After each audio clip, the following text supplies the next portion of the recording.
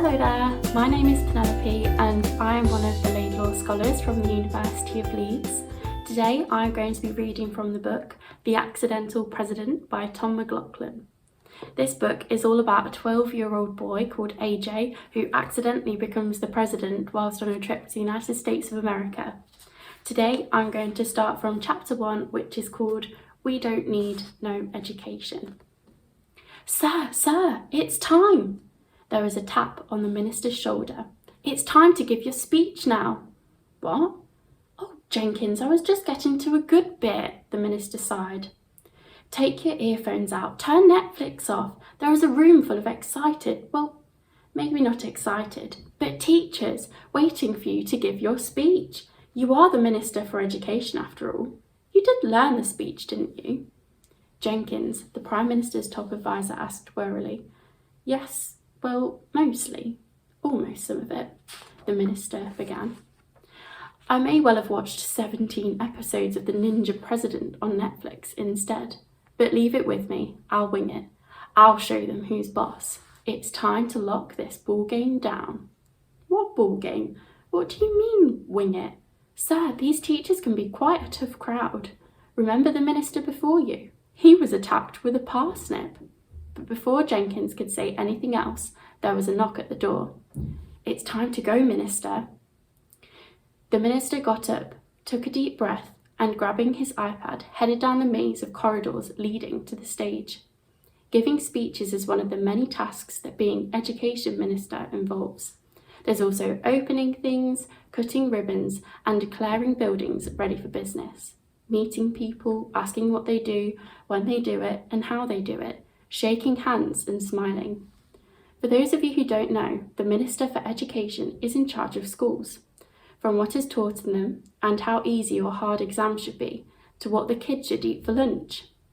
As you can imagine, it is not an easy job. Teaching teachers how to teach isn't easy. It requires tact and thought, careful words and reassuring smiles, or one might find oneself on the wrong end of a well-aimed pointy vegetable. Many ministers have tried and failed to win over their audience at the annual Teachers' Conference, and now, after a wrong turn and quick stop off for a wee, it was this minister's turn to walk out into the lion's den. A ripple of applause echoed around the vast hall as a smattering of teachers clapped politely. A lonely figure walked up to the microphone and gave it a tap. There was a loud thud and a whistle of feedback rang out, causing everyone to wince. Oops, that works. Gosh, there are a lot of you. It's like being trapped in a giant staff room, isn't it? It reminds me of the time when a bee flew up my nostril during rounders and I had to wait in the staff room for my mum to pick me up. Anyway, that's neither here nor there. Hello, teachers, came a rallying cry. There were a few mutterings of hello back. Now come on, I know it's a Monday morning, but I think we can do better than that. Let's try it again. Hello, teachers. Hello, Mr. Minister for Education, came the awkward reply.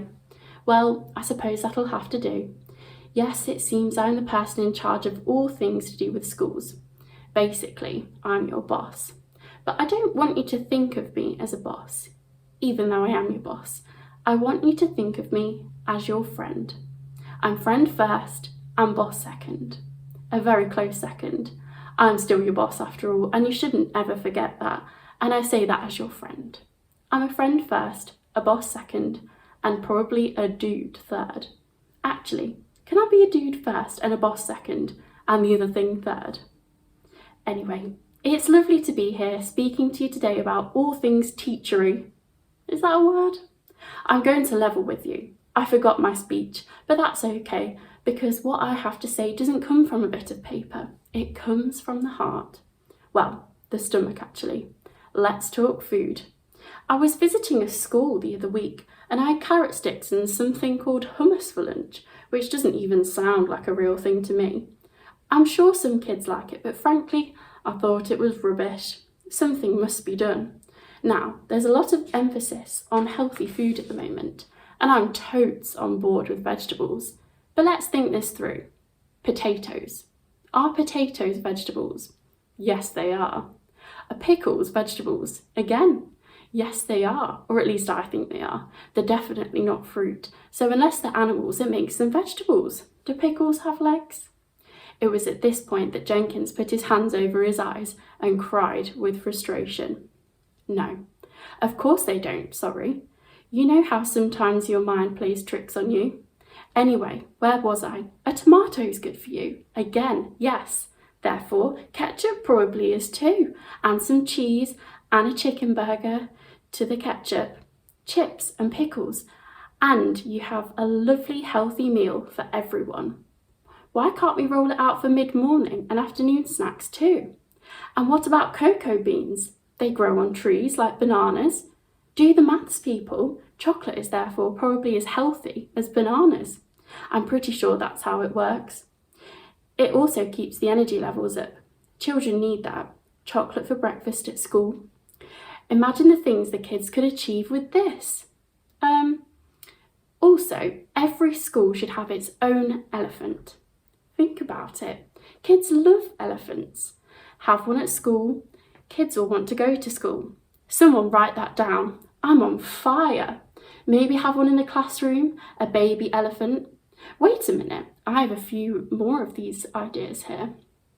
The minister paused to plug his iPad into the projector. Oops, wait, that's a video of me lip syncing to Taylor Swift's Shake It Off, but I mean, we can watch it if you like. This is a really good bit coming up. Look at that hip wiggle. Anyway, here's what I meant to show you. Attack the alien, Mr. President! By now, every teacher in the room was beginning to shuffle angrily in their seats. The mumbles and murmurings were getting louder. Sorry again, that's a clip from The Ninja President, which is an absolute smasher of a series if you haven't watched it. Here we go, yes, here are a few things I wrote last night. Kids get to design their own uniforms. Here's a sketch of a boy in a cape and roller skates. Again, just thinking off the top of my head. Food fights at lunch. Instead of lessons, we all play cricket in the summer. You can have that one for free. We could lose algebra too. I literally don't know anyone who knows what that's about. Free canoes for gibbons. I'm not really sure what I meant by that. But moving on. Replace water fountains with ice cream hoses. Make sure there's only one mean person per PE department. Sometimes you get a cluster of them at one school, so let's try and spread them out a bit. Free trousers for gibbons. Again, I'm not really sure what that's on about. I obviously had a whole gibbon thing going on last night. The minister shook his head, smiling to himself in a what am I like kind of way. Oh, and while I'm here, does anyone fancy sponsoring me for a fun run? I want to help build a recycling plant behind Boots.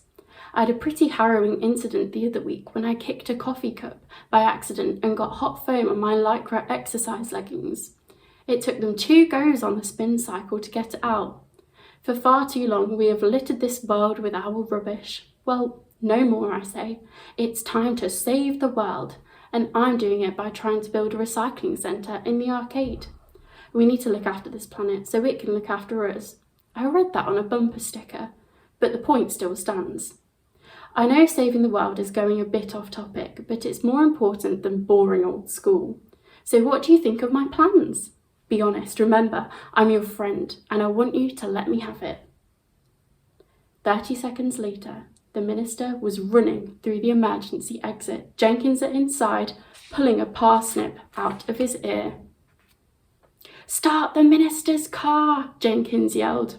Well, that was a disaster. Can you die from a parsnip injury? It really hurts, the minister cried. No, I don't think so, Jenkins shuddered. I've never seen one fly through the air like that. They've been practicing. That was no accident. Perhaps I went too far with the PE comment. Take me back to Downing Street, quick. I think I need a new job. I can't believe they didn't even sponsor my fun run. I guess some people don't like taking orders from a kid. So that is the end of chapter 1. I hope that you really enjoyed that book and that you will also pick it up in your school and give it a read. Thank you very much.